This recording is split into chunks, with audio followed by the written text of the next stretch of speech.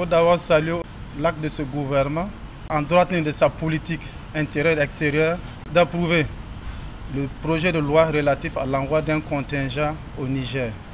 Ceci pour faire suite au communiqué conjoint qui avait été pris avec le Mali le 31 juillet en relation avec la situation de changement politique, surtout au Niger.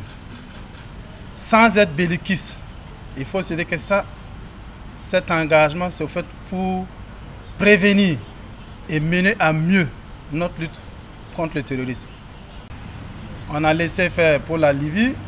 Je sais que ça ne doit pas être la volonté des peuples, c'était une volonté des dirigeants. La Libye est tombée.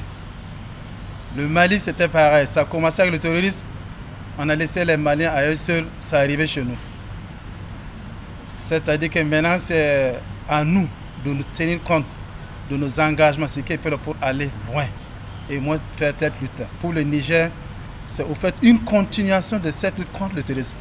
Ce qui touche à la sécurité du Niger touche fondamentalement à la sécurité du Burkina Faso.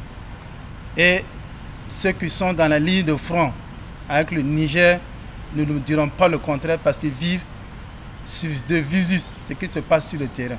Ceux qui les attaquaient, comment ça se passait.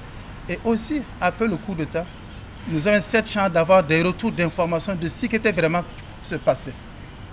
Pour savoir qu'il y a des gens qui étaient payés gracieusement pour faire mener des attaques au Burkina. Donc, mener cette lutte-là, comme je le disais, ce n'est pas un esprit belliciste, c'est seulement pour répondre aux aspirations profondes des masses populaires burkinabais, pour répondre, pour participer dans les meilleures conditions possibles à cette lutte contre le terrorisme.